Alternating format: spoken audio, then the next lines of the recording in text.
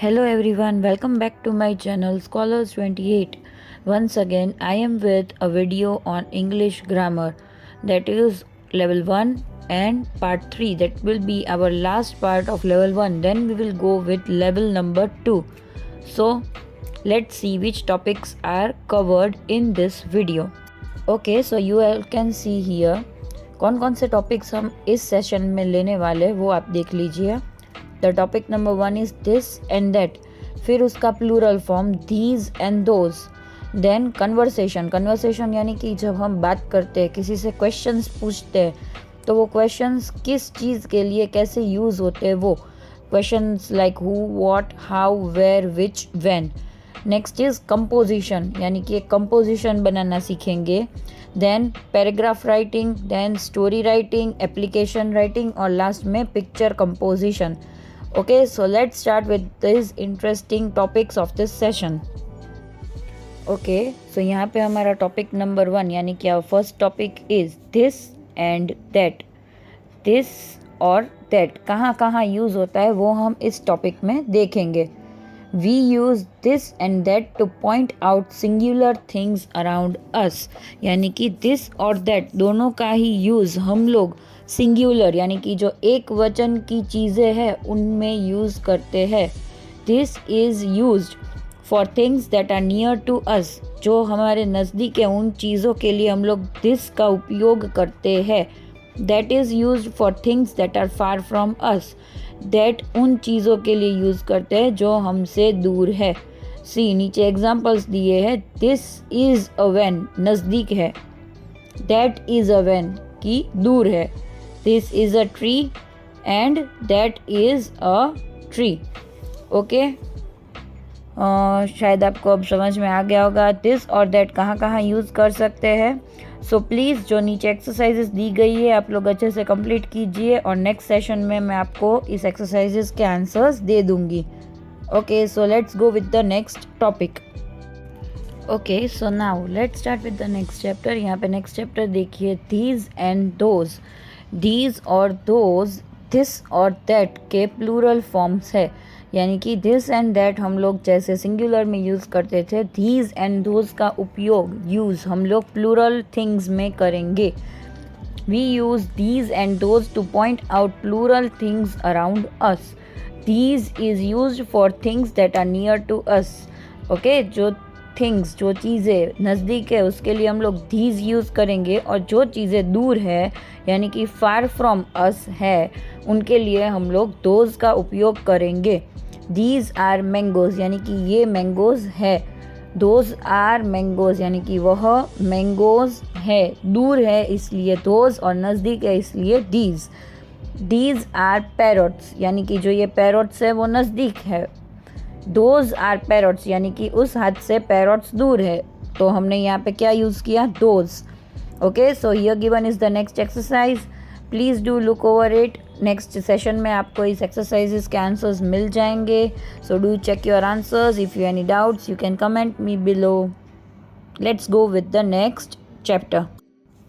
Okay, so now our next topic is conversation. Conversation यानी कि वार्तालाप. जब हम एक दूसरे से वार्तालाप करते हैं तो कुछ प्रश्नों यानी कि कुछ क्वेश्चन मार्क्स का हम लोग यूज़ करते हैं. कोई वर्ड्स है जो हम लोग क्वेश्चंस पूछने के लिए यूज़ करते हैं. तो कौन सा क्वेश्चन कहाँ पे यूज़ होता है वो हम आज यहाँ पे सीखेंगे. यू कैन इवन राइट, जब मैं समझा रही हूँ तो अपनी कॉपी में लिख सकते हैं, इन सब वर्ड्स का अर्थ लिख सकते हैं. सो जब भी आप रीड करेंगे या बोलेंगे कभी भी समझ में नहीं आ रहा है तो just you can look at it. Okay, let's start. Number 1 यानी कि जो हमारा फर्स्ट वर्ड है वो है हु. हु हम कोई भी इंसान के बारे में पूछने के लिए यूज़ करते हैं. हु का उपयोग whenever you want to talk on a person. What is that person, who is that person, उसके लिए हम लोग यूज़ करते हैं. Okay, number 1 is who are you. उसका आंसर क्या होगा, आई एम अ बॉय और अ गर्ल. जो भी करेक्ट आंसर है आपको यहाँ पे टिक करना है. Second is who is your father यानी कि आपके पिता कौन है. So write the name of your father in the blank. Mister blank is my father. Third is who is your mother, missus blank is my mother, यानी कि जो blank दी गई है उसमें अपनी मदर का नाम लिखना है। आपको हु का मीनिंग समझ में आ गया होगा। सो let's go with the next question word. दूसरा जो क्वेश्चन वर्ड है वो है व्हाट। व्हाट हम लोग किसी भी चीज़ के लिए पूछते हैं। किसी भी चीज़ को पूछने के लिए, चीज़ के बारे में पूछने के लिए हम लोग व्हाट का उपयोग करते हैं। यहाँ पे देखिए, व्हाट इज़ योर नेम, आपका नाम क्या है। यहाँ पे नाम एक चीज़ की तरह बताया गया है। So my name is, whatever is your name खाली जगह में लिख दीजिए। Second is what is your school's name, my school's name is blank, यानी कि मेरी स्कूल का नाम खाली जगह है। वहाँ पे जो खाली जगह दी गई है अपनी स्कूल का नाम लिख सकते हैं। व्हाट इज़ योर फादर, यानी कि आपके पिता क्या कार्य करते हैं, क्या काम करते हैं। तो my father is a doctor, engineer, what ever जो भी है वो खाली जगह में लिख दीजिए। ओके, सो 2 क्वेश्चन वर्ड्स हमने यहाँ पे अभी समझे, हु और what. So our next question word is how. How यानी कैसे। हाउ का मीनिंग होता है हिंदी में कैसे। ओके, कैसे, या फिर हम लोग बोल सकते हैं कि कोई भी क्वेश्चन जिसको हम मात्रा में बता सके उसके लिए हम लोग क्या यूज़ करेंगे, हाउ। ओके, नंबर 1 देखिए, हाउ ओल्ड आर यू। ये हम लोग ईयर्स में, नंबर्स में बता सकते हैं कि आप कितने साल के हो।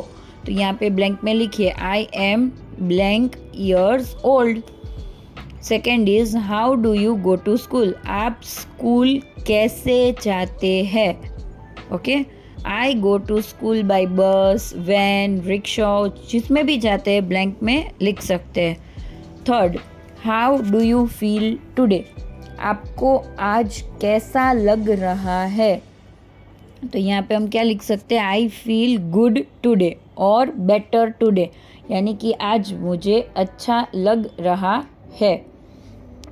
ओके, सी नेक्स्ट चैप्टर बाजू में ही दिया है, सेम है, कन्वर्सेशन के और 3 वर्ड्स हैं, वो भी हम कंटिन्यू कर रहे हैं। That is first word is where. Where का मीनिंग होता है कहाँ, जगह बताते हैं। जगह बताते हैं यानी कि हम क्या यूज़ करेंगे, where.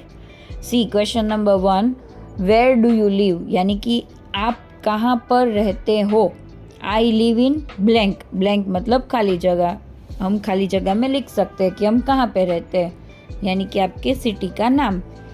Second, where do you go to read and write, हम लोग पढ़ाई करने के लिए, लिखने और पढ़ने के लिए कहाँ जाते हैं। सो खाली जगह में क्या लिखेंगे हम लोग, I go to school to read and write.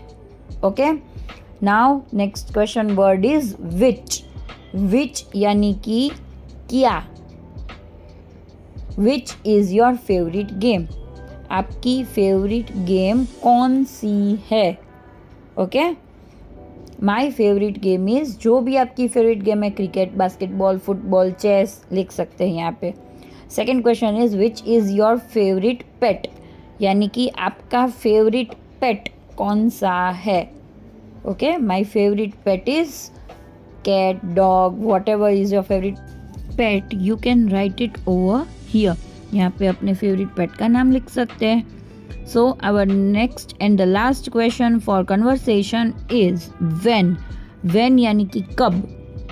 Okay, number 1 is when do you get up. हम व्हेन कहाँ पे यूज़ करेंगे, कि जब हम समय बताते हैं। ओके, कहीं पे जाने के लिए, कहीं से आने के लिए जब समय दिखाते हैं तब हम व्हेन का उपयोग करेंगे। When do you get up, यानी कि आप कब उठते हैं। I get up at blank, जिस समय पे आप उठते हैं वहाँ पे लिख सकते हैं। Next is when do you go to bed, आप रात को कब सोते हैं। I go to bed at blank, जिस भी समय पे आप सोते हैं आप यहाँ पे लिख सकते हैं। आई होप आप सबको ये 6 जो क्वेश्चन वर्ड्स दिए गए वो अच्छे से समझ में आ गए होंगे। और else if you have any doubt on this question words you can ask me below in my comments. Okay, so let's go with the next chapter. Okay, so यहाँ पे हमारा next topic is composition. First of all composition में हम लोग पहले my self का introduction लिखना ही सीखेंगे। ओके, द ईजीएस्ट कंपोजिशन यानी कि जो ऐसे है वो लिखना है माई सेल्फ। ओके, सो यहाँ पे आपको सिर्फ ब्लैंक्स फिलअप करनी है, फिर आपको ये बोलना सीखना है, तो ही आप अपना इंट्रोडक्शन सीख पाएंगे।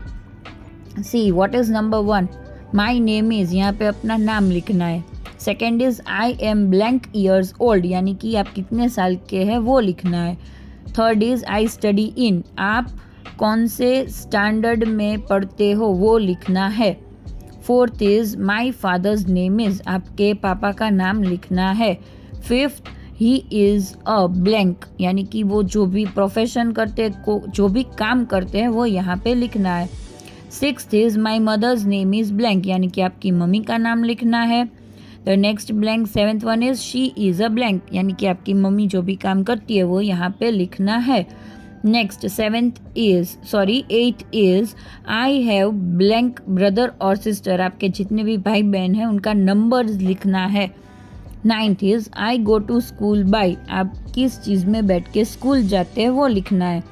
10th is I love blank, आपको जो भी पसंद है वो आपको लास्ट ब्लैंक में लिखना है। Please complete the composition here and I will give the answers to this composition in my next video of answers of part 3 level 1.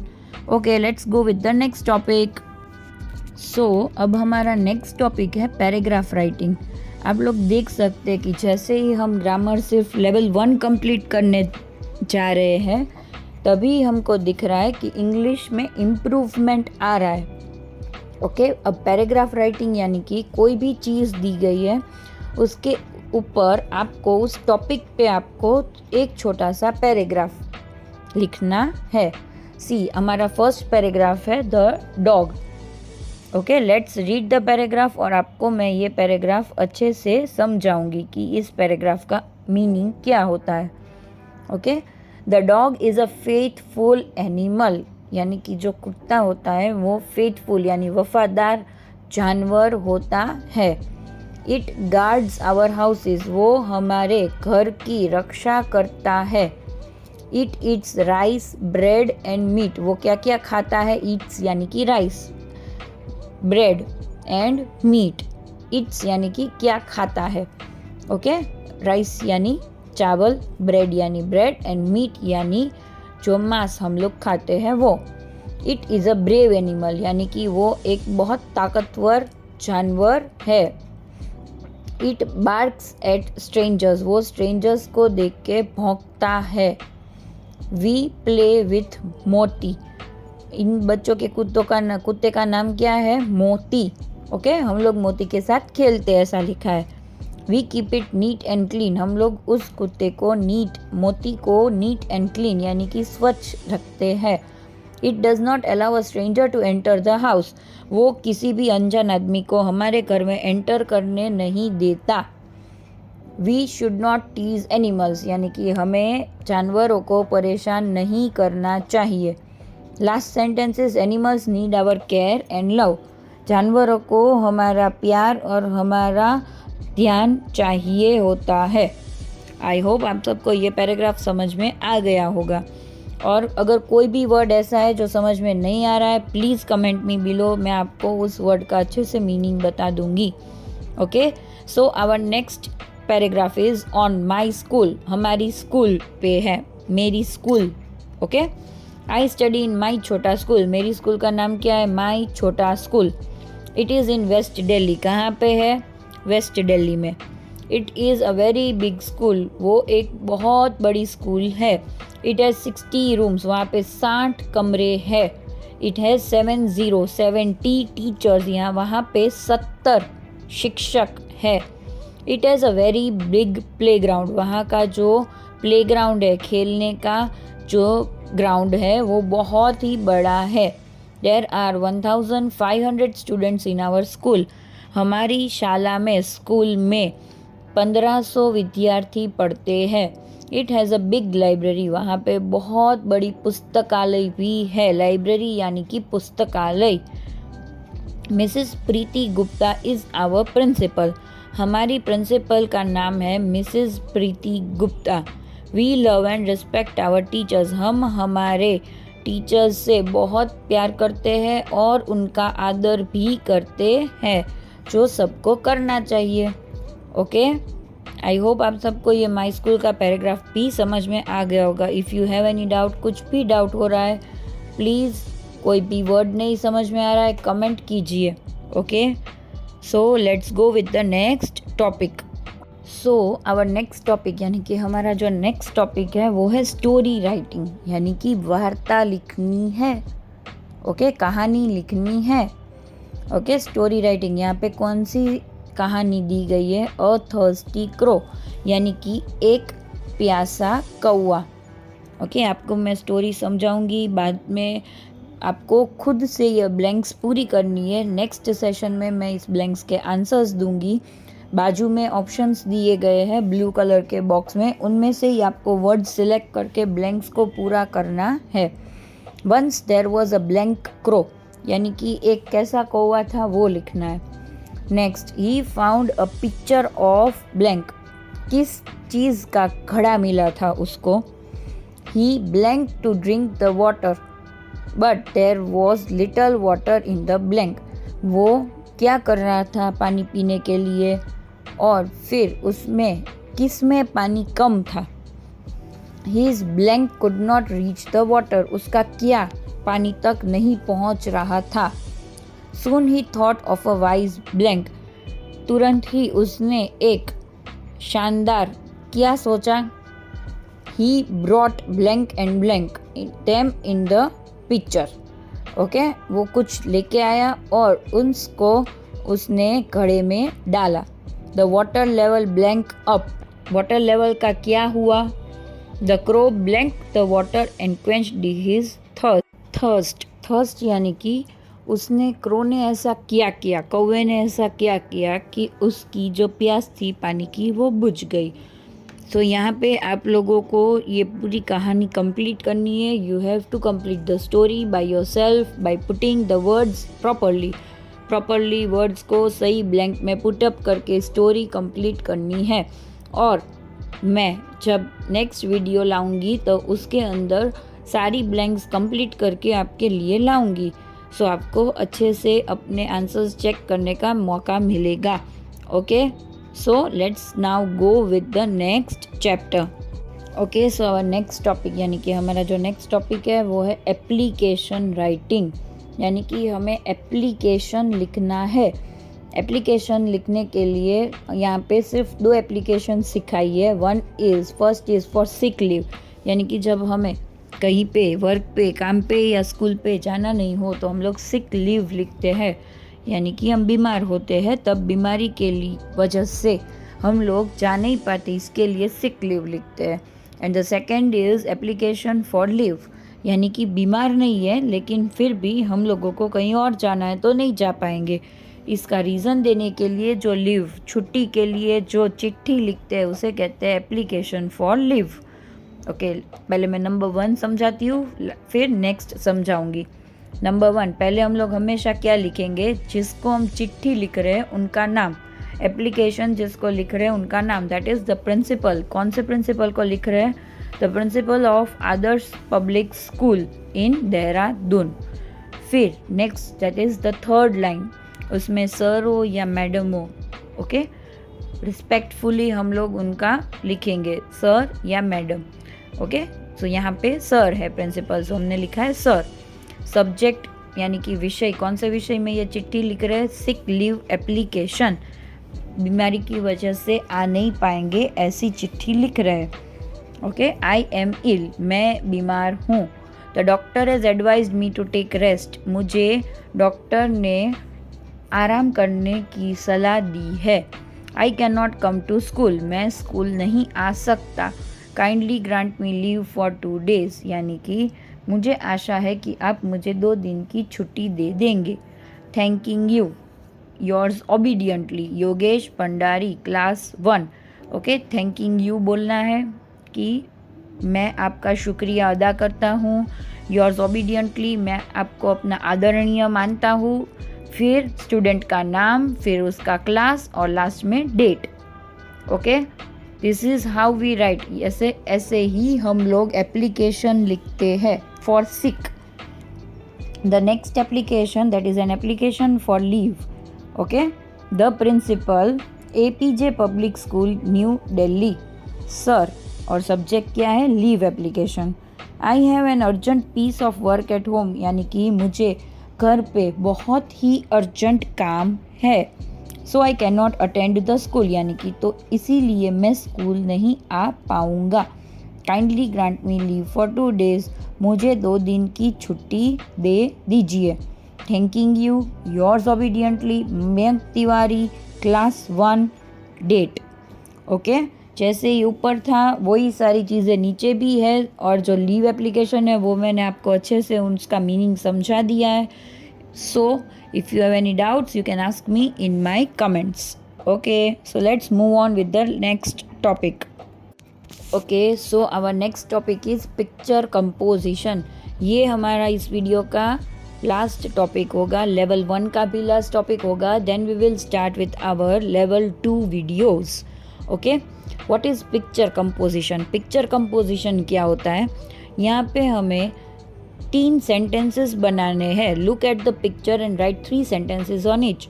जो पिक्चर दी गई है उनको देखना है, उनके ऊपर से हमें 3 सेंटेंसेस बनाने हैं और यहाँ पे लिखने हैं। 3 वर्ड्स दिए गए हैं, तीनों वर्ड्स का एक सेंटेंस में यूज़ करके एक पैराग्राफ, 3 लाइन का सिर्फ पैराग्राफ कंप्लीट करना है। मैं नेक्स्ट वीडियो में आपको ये समझाऊंगी। ओके, पिक्चर यहाँ पे जो दिख रहा है, पहला पिक्चर किस चीज़ का है? एक टीचर है। सबसे पहले तो क्या, एक क्लासरूम है और एक टीचर, एक शिक्षिका पढ़ा रही है, and the students are reading, ऐसा हम लोग लिख सकते हैं यहाँ पे। Second picture is of a birthday party. Birthday party में क्या क्या होता है? केक है, कैंडल है, राइट, पार्टी है। Then there are so many gifts. Okay, मैं आपको प्रॉपर सेंटेंसेस लिख के नेक्स्ट वीडियो में दूंगी, तब तक आपको खुद से ये ट्राई करना है paragraph writing. Okay okay, so our video is ending over here and now. अगर आपको कुछ भी डाउट रह गया हो इस वीडियो में, please do comment me below. मैंने आपसे बार बार कहा है, कुछ भी समझ में नहीं आ रहा है, you can always comment me below. Okay, मैं आपको ज़रूर रिप्लाई दूंगी। Okay, so now let's end our video. Thank you all for lots of support. Please do subscribe to my channel. Thank you all. I hope you all like the video. Bye bye.